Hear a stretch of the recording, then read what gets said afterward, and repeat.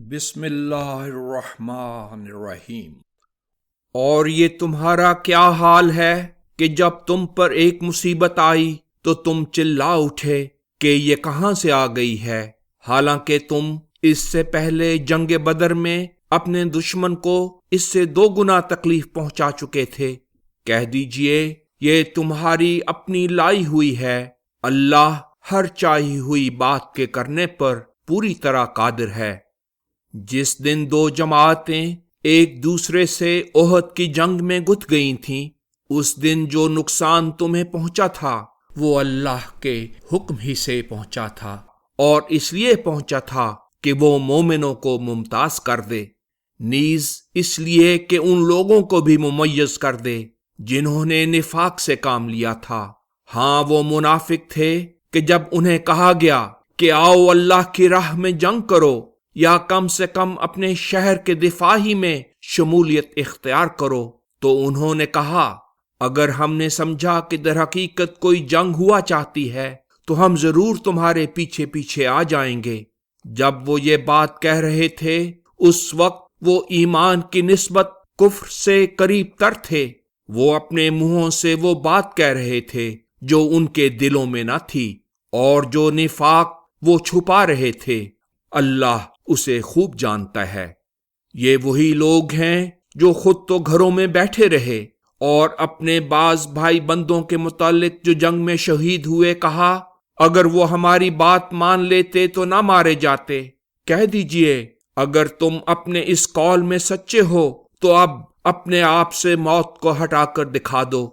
جو لوگ اللہ کی راہ میں مارے گئے ہیں انہیں مردے ہرگز نہ سمجھو، وہ تو زندہ ہیں، اپنے حی و قیوم رب کے حضور میں ہیں، اور انہیں رزق دیا جاتا ہے۔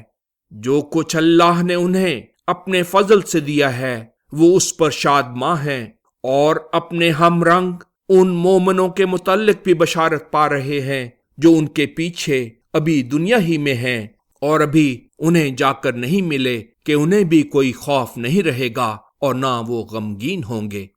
اور یہ شہداء نیز یہ بشارت پا رہے ہیں اللہ کے انعامات اور فضل کی وجہ سے جو ان پیچھے رہ جانے والوں پر ہوا، اور یہ کہ ان پیچھے رہ جانے والے مومنوں کو یہ بھی معلوم ہو چکا ہے کہ اللہ مومنوں کے اجر کو ہرگز ضائع نہیں کرتا۔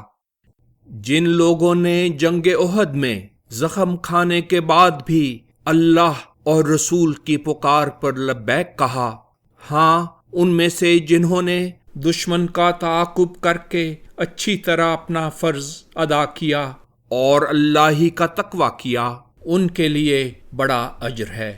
ان کے لیے جن سے بعض لوگوں نے کہا تھا تمہارے مقابلے کے لیے تمہارے مخالفوں کی تحریک پر بہت سے لوگ جمع ہو چکے ہیں، اس لیے ان سے ڈرو، تو اس دھمکی نے انہیں ایمان میں اور بھی بڑھا دیا، اور انہوں نے کہا ہمیں اللہ کافی ہے اور وہ کیا ہی اچھا کارساز ہے۔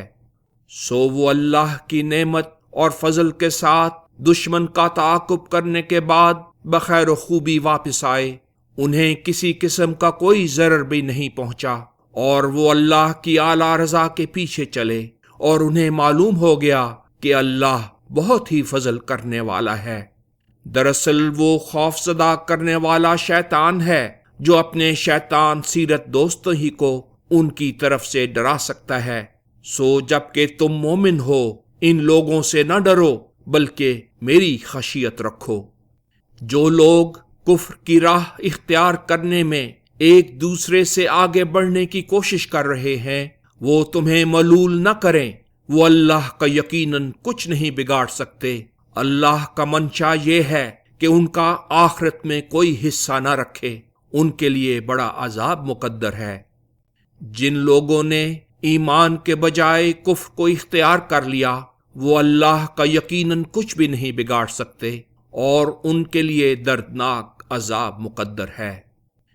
جن لوگوں نے کفر کا ارتکاب کیا ہے وہ ہرگز یہ نہ سمجھیں کہ یہ جو ہم انہیں مہلت دے رہے ہیں یہ ان کے لیے بہتر ہے۔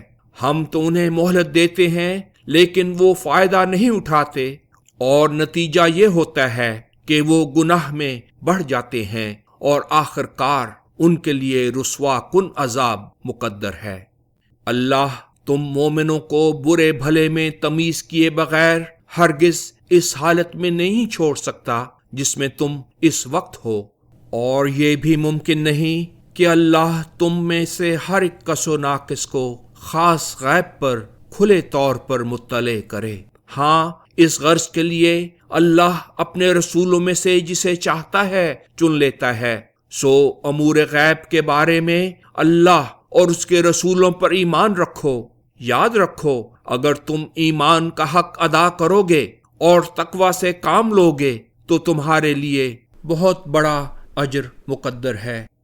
جو لوگ اس کے خرچ کرنے میں جو اللہ نے انہیں اپنے فضل سے دیا ہے بخل سے کام لیتے ہیں، وہ یہ نہ سمجھیں کہ یہ بخل ان کے لیے بہتر ہے، نہیں، بلکہ حقیقت یہ ہے کہ یہ ان کے لیے برا ہے۔ جن چیزوں میں انہوں نے بخل سے کام لیا ہوگا، قیامت کے دن انہیں ان کا طوق پہنایا جائے گا۔ اور یاد رکھو، آسمانوں اور زمین کی میراث اللہ ہی کی ہے، اور اللہ تمہارے سب اعمال سے خوب باخبر ہے۔ جن لوگوں نے کہا کہ اللہ تو محتاج ہے اور ہم دولت مند ہیں، اللہ نے ان کی یہ بات یقیناً سن لی ہے۔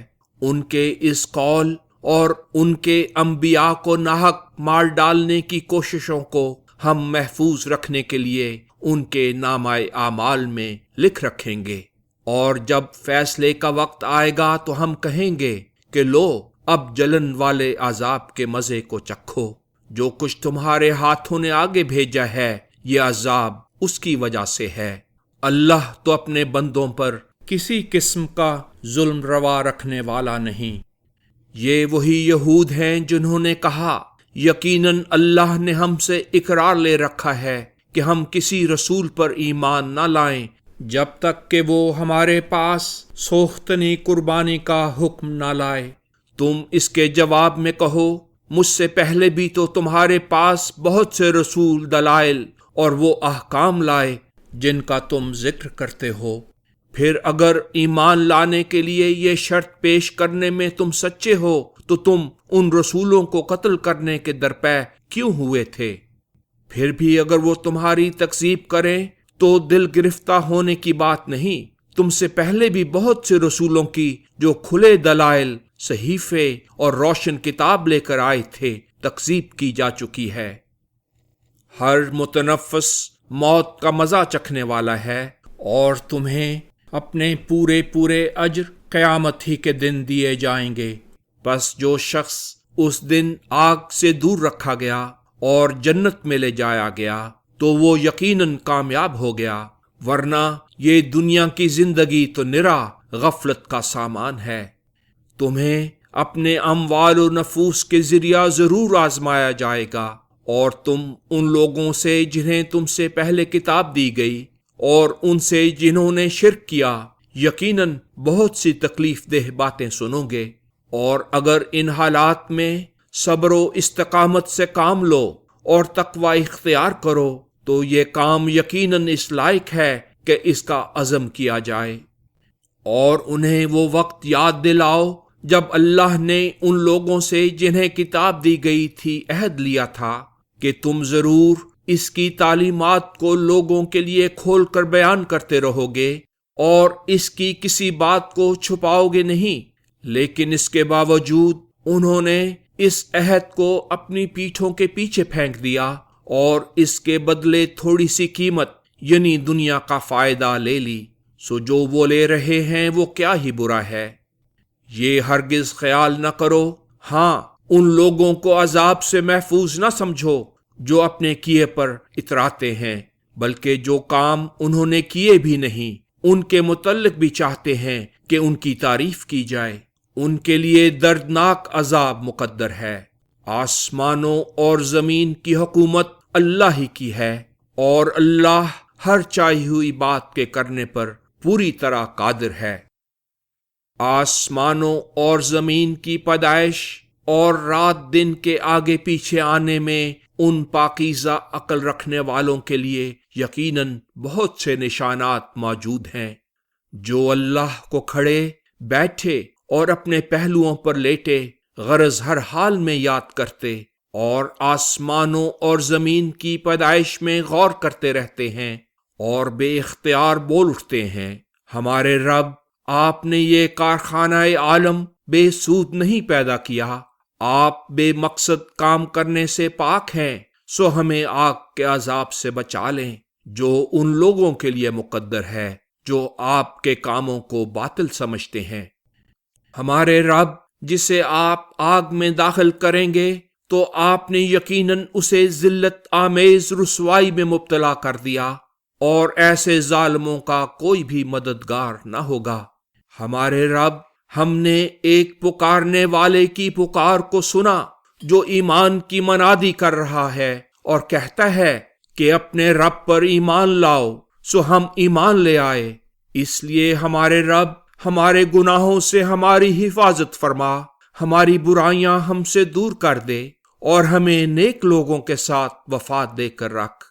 ہمارے رب، جس کا آپ نے اپنے رسولوں کی معرفت ہم سے وعدہ کیا ہے، وہ سب کچھ ہمیں عطا فرما، اور قیامت کے دن ہمیں رسوا نہ کر، آپ اپنے وعدے کے خلاف کبھی نہیں کرتے۔ چنانچہ ان کے رب نے ان کی دعا قبول کر لی اور فرمایا کہ میں تم سے کسی عمل کرنے والے کے عمل کو ہر چند کہ وہ مرد ہو یا عورت ضائع نہیں کروں گا۔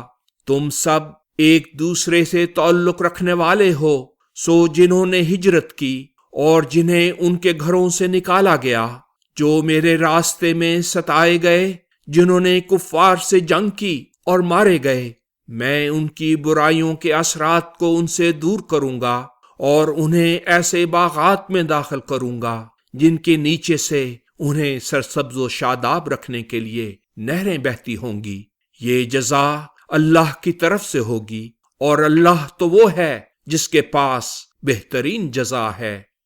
جن لوگوں نے کفر کا ارتکاب کیا، ان کا دنیا کے ملکوں میں متکبرانہ تصرف، اے مخاطب، تمہیں ہرگز مغالطے میں نہ ڈالے۔ یہ تو تھوڑے سے عارضی فائدے ہیں، اس کے بعد ان کا ٹھکانہ جہنم ہے، اور وہ جائے قرار کیا ہی بری ہے۔ لیکن جن لوگوں نے اپنے رب کا تقوی کیا، ان کے لیے ایسے باغات ہوں گے جن کے نیچے سے انہیں سرسبز و شاداب رکھنے کے لیے نہریں بہتی ہوں گی، وہ اس میں رہ پڑنے والے ہوں گے۔ یہ اللہ کی طرف سے ان کے لیے سامان ضیافت کا پہلا دور ہوگا۔ اس کے علاوہ جو کچھ اللہ کے پاس ہے وہ نیک لوگوں کے لیے اور بھی زیادہ بہتر ہے۔